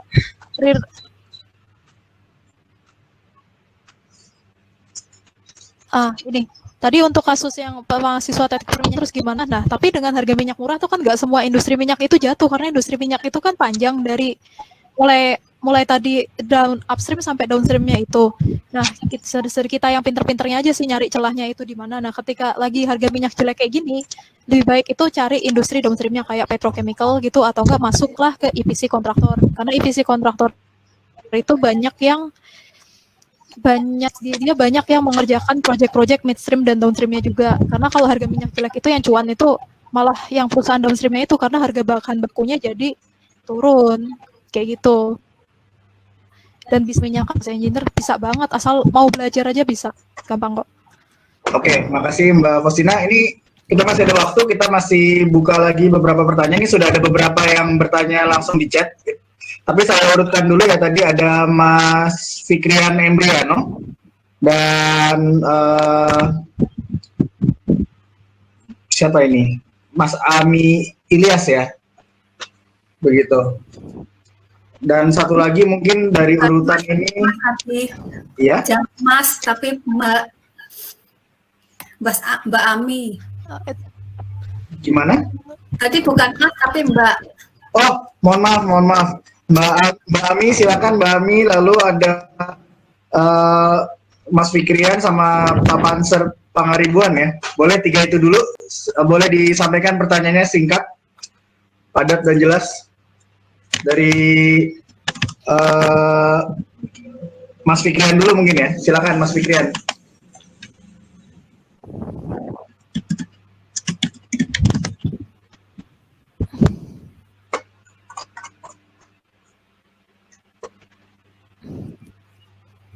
Oke, dari Mas Fikrian nih sudah ada. Ini kayaknya ada beberapa pertanyaan yang bisa digabung nih. Apakah minyak bumi? Ada beberapa pertanyaan. Apakah dapat duit dong kalau digabung? Cadangan minyak bisa habis satu negara? Cadangan minyaknya bisa habis, persediaan minyaknya gitu. Dan juga di sini ada yang ada yang tanya dari Fikrian.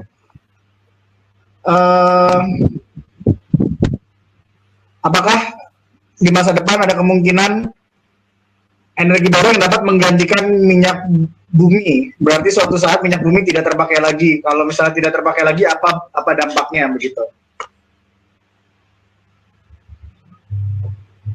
Untuk Mbak Ami mungkin boleh disampaikan pertanyaannya Mbak Ami. Oh tadi sudah ya, sorry. Maaf. Iya udah Mas. Baca chatnya banyak sekali. Maaf, berarti saya nanya langsung aja kali ya. Soalnya kan tadi Mbak Faustina bilang bahwa persediaan minyak bumi itu akan selalu ada. Nah, mungkin nggak sih di dalam suatu negara persediaan minyaknya habis? Karena kan waktu kemarin sempat baca-baca bahwa Brunei memang sempat ketar-ketir karena mereka nggak punya industri baru, terus kompetisi negaranya juga kurang. Ini lebih ke ekonomi sih sebenarnya, cuma saya kepikiran kalau misalnya minyak bumi itu tidak tergantikan dan selalu ada, kenapa mereka takut gitu. Jadi makanya pertanyaannya, bisa nggak suatu negara kehabisan ladang minyak buminya? Gitu. Thank you. Oke, thank you Mbak Ami. Mohon maaf ya tadi salah kelamin. Mas Fikrian juga tadi sudah bertanya. Di sini ada tadi mirip-mirip juga pertanyaannya, dan satu lagi mungkin ada Mbak Katalia. Mungkin boleh Mbak Katalia bisa bertanya langsung biar dicatat sekalian. Halo Mbak Katalia.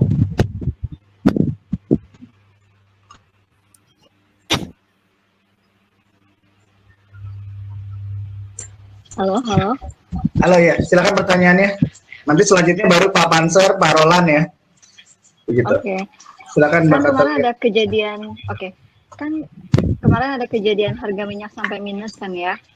Terus dengan adanya kejadian harga minyak sampai drop dan minus itu, produksi minyak di perusahaan-perusahaan yang maksudnya, apakah produksi minyak itu harus dihentikan? Terus yang kedua, bagaimana dengan minyak yang nggak diolah dalam waktu lama? ada unsur kedaluarsanya nggak kalau kalau minyak ini? Gitu aja.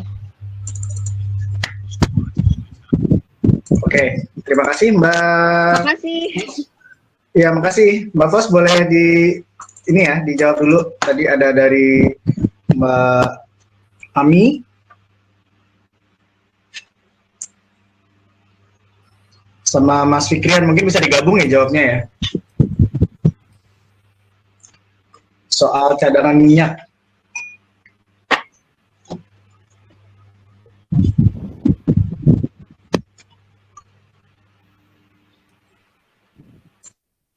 Oke, tadi soal cadangan minyak itu jawabannya bisa iya bisa enggak, karena itu tergantung negaranya lagi gitu kan.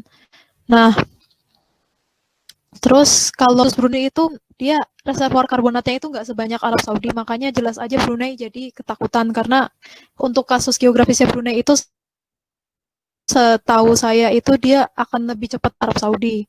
Sebenarnya sih ada penelitian yang menyatakan minyak itu bisa keisi kembali, cuman waktu mengisinya itu kan juga lama lagi, that's why Brunei ketar-ketir gitu. Tapi kalau untuk kasus Arab Saudi karena dia kandungan karbonnya itu sangat banyak sekali, makanya dia seperti infinity, dia nggak akan habis-habis kayak gitu. Nah terus Brunei sendiri setahu saya industri minyaknya tuh juga nggak canggih, makanya dia nggak bisa menemukan sumber-sumber minyak yang ada di laut lepas dalam jumlah yang banyak sekali seperti halnya negara-negara Inggris atau Norway kayak gitu.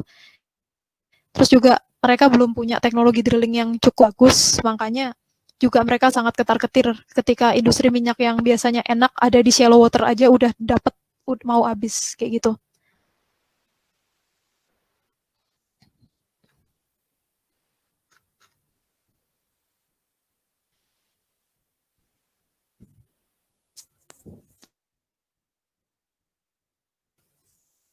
Oke, dari Mbak Ami sudah bilang jelas ya. Untuk gimana dengan pertanyaannya Mas Fikri?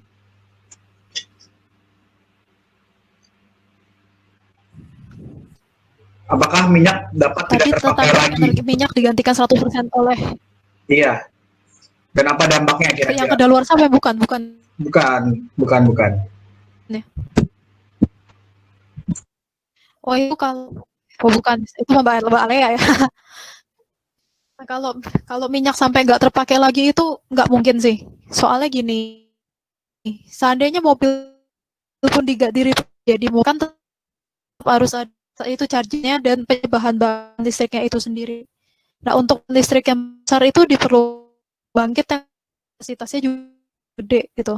Kapasitasnya gede itu bisa dihasilkannya itu salah satunya dari gas alam. Gas alam juga masih termasuk ke dalam keluarga hidrokarbon atau minyak bumi juga. Buktinya negara-negara maju macam Korea dari China juga, Prancis juga itu masih banyak memakai pembangkit listrik tenaga gas ini sendiri gitu. Itu skenario satunya jika mobil listrik dikembangkan itu seperti itu. Dan kedua, itu tadi sudah saya jelaskan juga, kalau yang dipakai adalah green teknologi yang fluktuatif, semacam pembangkit listrik tenaga angin atau pembangkit listrik tenaga matahari, itu perlu backup. Nah, backupnya itu juga sama kayak listrik di rumah yang pakai genset. Itu yang namanya gensetnya si pembangkit energi terbarukan itu digerakannya lagi-lagi menggunakan gas atau diesel lagi, jadi pasti pakai minyak lagi. Nah, terus yang ketiga, nuklir itu memang bisa gitu menggantikan energi itu seluruhnya, tapi berapa banyak negara yang SDM-nya itu sudah siap untuk memakai nuklir itu sendiri. Mungkin negara maju seperti Belgia, Jerman, Prancis itu udah siap sekali dengan adanya nuklir, sementara negara berkembang seperti Indonesia SDM-nya masih sangat kurang untuk nuklir. Atau pengetahuan tentang gimana sih handling limbah nuklir yang benar, Indonesia masih belum sampai ke sana sepertinya pemahamannya. Nah, terus yang selanjutnya di slide yang ini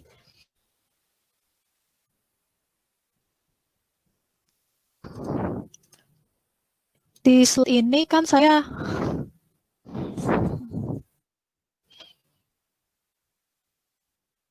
isi kan juga loh, sebenarnya minyak bumi itu nggak hanya melulu bahan bakar atau pembangkit listrik saja, tapi dia juga banyak digunakan untuk kebutuhan lain-lainnya seperti membangun jalan gitu dengan aspal atau produk-produk yang biasa kita pakai sehari-hari kayak baju, terus lalu wadah-wadah plastik, kosmetik, lalu ban mobil, obat-obatan juga. Itu semua pakainya itu produk sintesis yang diturunkan dari minyak bumi. Memang sih ada bioproduk alias produk hayati itu bisa menghasilkan ini, tapi produknya berapa besar, lalu belum semua bisa digantikan 100% dengan produk bio juga. Nah, yang terdampak itu akan apa jika sama sekali minyak nggak dipakai, itu akan banyak sekali. Mulai dari industri minyak yang akan ada, dia akan ada jutaan orang tuh nganggur mendadak, karena industri tadi upstream sampai downstreamnya tutup semua. Belum industri otomotif yang dia sangat tergantung pada adanya minyak untuk bahan karpetnya itu harus dari itu, terus bahan-bahannya itu juga sama dari minyak lagi, jadi akan banyak sekali yang terdampak. Ibaratnya kalau ini industri kolaps itu kayak kolaps semuanya gitu loh, kayak die all gitu, emortoe gitu. Terima kasih. Oke, ini tadi dari Pak Roland bertanya, Pak Rolandnya sudah keluar kayaknya. Ini bagian terakhir ya, pertanyaannya ada beberapa yang menumpuk. Pak Panser belum sempat bertanya ya, boleh diketik pertanyaannya Pak Panser atau mau bertanya langsung dulu? Oh, Pak Roland ada ya Pak Roland ya? Oke, Pak Roland, boleh Pak Roland bertanya dulu? Bisa disampaikan pertanyaannya Pak Roland? Tadi tentang shale oil ya?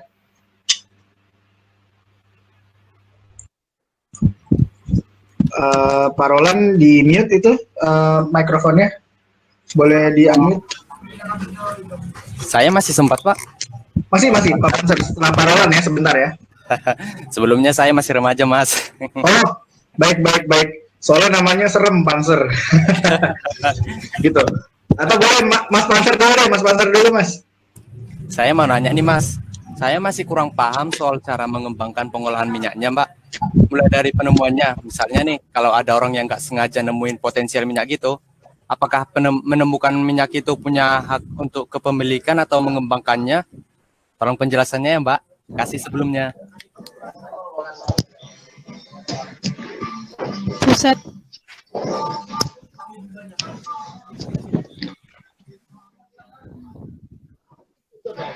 Halo?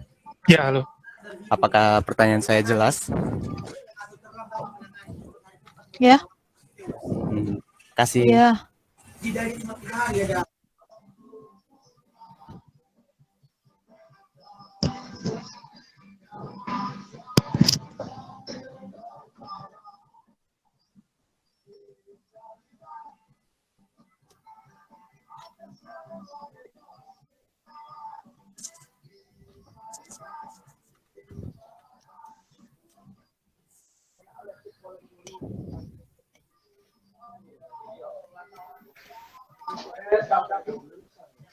Mas Abi, atau sekarang Pak Roland dulu, silakan bertanya Pak Roland. Waduh, dipanggil Bapak. Bisa kedengaran ya? Ya, silakan. Ya, ini kebetulan berapa tahun ini saya mendengarkan tentang istilah shale oil ya. Yang menjadi menarik itu yang saya baca belakangan ini, Amerika Serikat itu menjadi salah satu produsen besar minyak dunia, termasuk Big Five, dengan teknologi shale oil, dengan memanfaatkannya di sumur-sumur tua. Apakah ada kemungkinan bahwa Indonesia pun juga ini bisa memanfaatkan teknologi yang sama pada sumur-sumur tua yang sudah tidak produktif lagi atau kurang produktif? Saya rasa itu aja pertanyaan. Terima kasih. Oke, thank you Pak Roland ya. Pertanyaannya sudah diterima. Ini ada siapa nih? Mas Cesar ya. Pertanyaan soal tadi sebentar ya, hilang nih catatannya. Apakah biaya produksi berpengaruh pada kualitas minyaknya? Katanya minyak merek brand di Inggris dihargai mahal karena sulfurnya rendah. Begitu. Itu pertanyaan ketiga ya. Dan mungkin pertanyaan terakhir ini ada dari Pak Wisnu. Pak Wisnunya tapi sudah Sudah off. Peran artificial intelligence dalam industri oil and gas gitu. Mungkin sementara ini dulu, Mbak Faustina boleh dijawab? Terima kasih. Dari Mas Panser dulu tadi.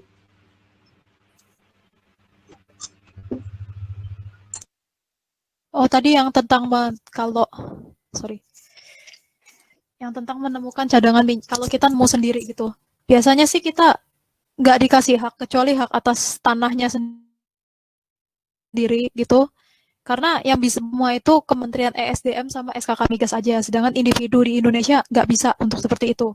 Jadi kayak kita bermimpi skenario-nya seperti kayak oil rush zaman di California dan di Texas itu nggak ada gitu, yang namanya kayak gitu. Kita paling cuma dikasih kompensasi atas tanahnya aja, karena yang menentukan akan ditambang oleh siapa dan siapa yang boleh di situ itu balik-balik lagi ESDM sama SKK Migas melalui proses tender yang panjang seperti itu.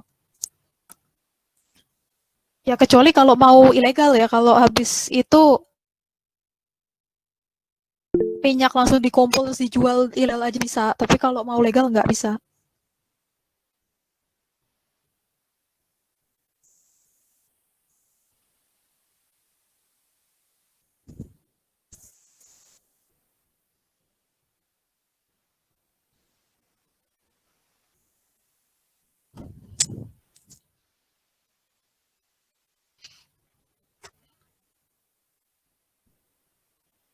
Gimana?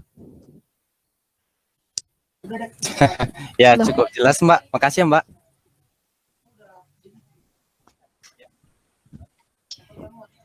Sama-sama. Terus, aduh, mau nanya sekali lagi, Mbak. Itu tata cara pengolahannya dari penemuannya gitu bisa dijelasin secara sederhana, Mbak?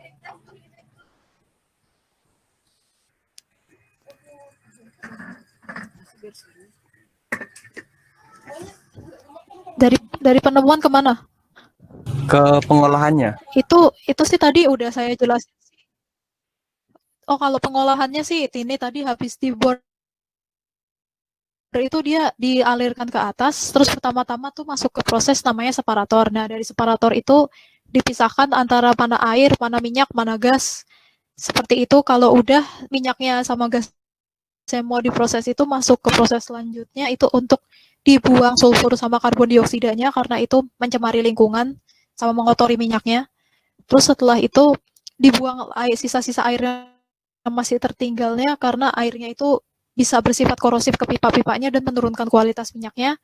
Terus terakhir baru dialirkan ke refinery untuk dipecah-pecah jadi produk-produk yang kita mau kayak premium itu gimana nanti after itu gimana, minyak tanah gimana, itu di refinery semua, kayak gitu. Oh, makasih ya, Mbak. Jawabannya sih udah cukup jelas. Oke, makasih. Untuk selanjutnya dari Pak Roland, boleh dijawab dulu.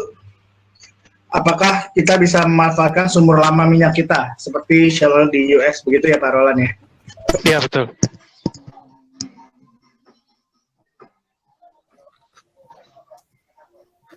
Nah, sebenarnya Indonesia sendiri itu ada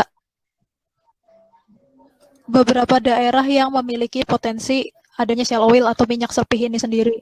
Nah, biasanya tuh ada di daerah-daerah yang tua-tua daerahnya, itu di Pulau Sumatera, kayak di Jambi gitu, di Aceh, atau di Prabu Mulih gitu, Pekanbaru itu ada, Ombilin juga ada shale oil. Cuma, ya Indonesia sekarang itu masih ngestak aja gitu sih, kurang maju pengembangannya, terus masih dianggap belum menguntungkan juga untuk langsung dilakukannya itu sekarang. Makanya kapasitas shale oil yang ada di Indonesia sendiri. Dan lalu sehabis itu kalau untuk shale oil itu harus dilakukan itu tuh itu namanya hydraulic fracturing, dia kayak matahin batuan untuk dapat si minyak serpih yang dari batuan-batuan itu. Nah, produksinya ini juga kontroversi karena dengan kita pakai perkahan atau hydraulic fracturing itu memakan banyak air. Sementara kalau daerahnya kekurangan air bersih kan juga bisa masalah kayak gitu. Makanya kenapa belum dikembangkan secara maksimal. Oke, begitu kira-kira Pak Roland. Ada pertanyaan lanjutan? Oh iya, berarti kayak di Surabaya itu kan dulu pada akhir abad ke-20 ya, itu kan ada daerah Wonokromo ya. Sekarang sudah jadi daerah padat penduduk, itu nggak bisa ya dihidupkan kembali atau Iya, Wonokromo. dicepu Ya. itu Oh, juga Mas.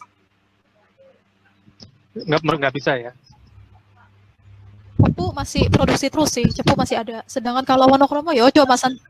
Yang kok aku raiso mangan ini sekul sambil bapak ya Mas. Ya, oke deh, itu aja. Terima kasih atas jawaban. Oke, thank you. Lalu ada pertanyaan dari Pak Wisnu ya tadi tentang implementasi AI, artificial intelligence di di bidang perminyakan gitu. Perkembangannya seperti apa nih Mbak Faustina?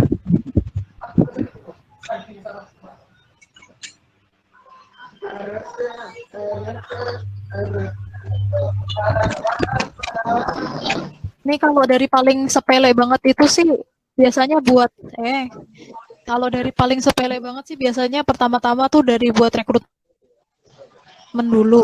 Kalau zaman dulu rekrutmen itu harus bener-bener ini kayak orang tuh sortir dokumen satu-satu, cari yang itu kualifikasinya sesuai. Nah, di sini kalau di tempat saya ada yang namanya Ciara tapi bukan cewek kayak Monica Bellucci, itu nama AI itu, bukan cewek. Ya. Itu jadi si Ciara ini dia langsung bisa ketika ada CV yang masuk, dia pensortir. Kayak ini experience-nya berapa tahun sih? Pas experience-nya di mana aja, posisi apa aja, lalu dia keahliannya ada apa aja sih? Sesuai apa enggak? Kalau nggak sesuai dia langsung saat itu dibuang. Jadi nggak perlu nunggu-nunggu lama lagi. Itu yang paling gampangnya. Terus yang kedua itu selain untuk rekrutmen itu untuk proses safety sih sedang dikembangkan juga. Itu dari salah satu perusahaan software dari Inggris tapi saya lupa namanya apa itu. Itu jadinya nanti safety engineer-nya bisa langsung tahu kira-kira alarm mana aja yang fault, terus habis itu apa ada kerusakan atau ada kerusakan di pipa sebelah mana, unit sebelah mana, itu sudah bisa tahu, bisa jadi proses safety engineer nggak perlu datang ke site lagi, bisa kontrol dari jauh itu gimana, itu sudah ada. Terus yang ketiga itu ada juga dia untuk subsea engineering.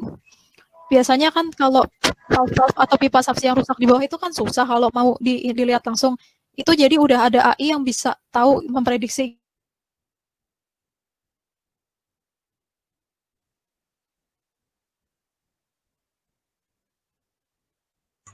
Halo Mbak Faustina, suaranya putus ya?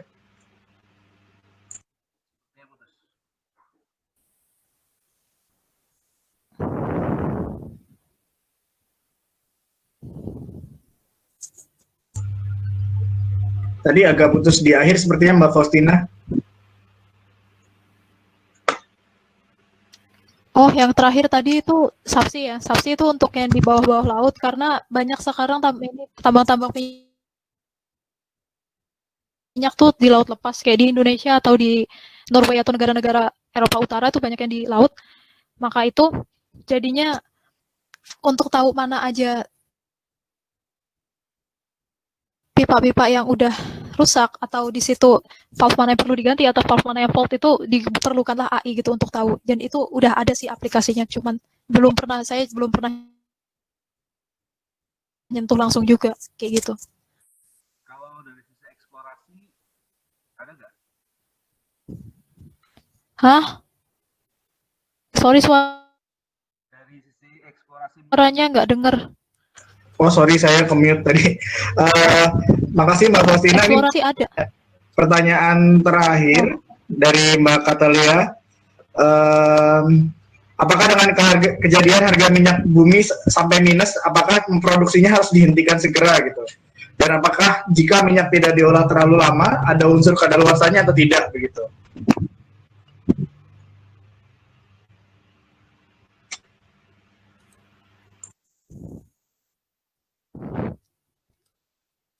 Yang kadaluarsa itu kalau di kasus harga minyak minus kemarin itu sebenarnya kontraknya sih yang kadaluarsa. Jadi bukan minyak secara fisiknya yang kadaluarsa.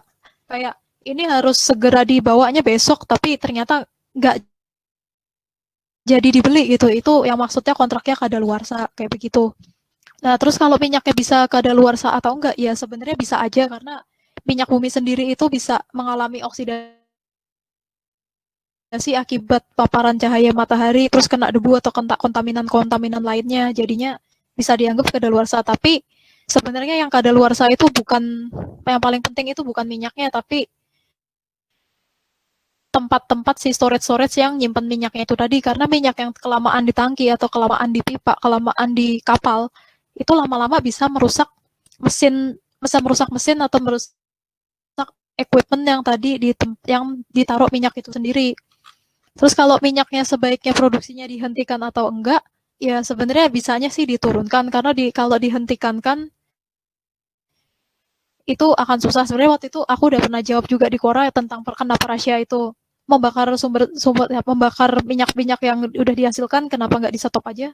Karena nyetop sumur minyak itu tuh nggak segampang ini keran air kita matiin kita waktu yang lama juga untuk nyetop sebuah sumur minyak. Tapi kalau ngurangin volume produksi itu bisa dikurangin kayak gitu.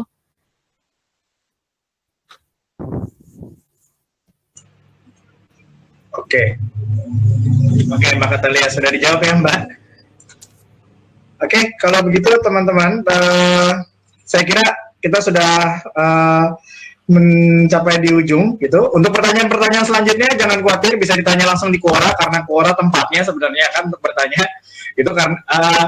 Jadi nggak masalah untuk ditanya langsung. Nanti kalau ada pertanyaan ditulis saja pertanyaannya di A2A ke Mbak Faustina, lumayan kan dapat Quora partner ya. Kalau pertanyaannya rame gitu. Makasih banyak. Oh ya. Mbak Faustina, mungkin ada yang ditambahkan Mbak Faustina untuk penutup sebelum saya tutup?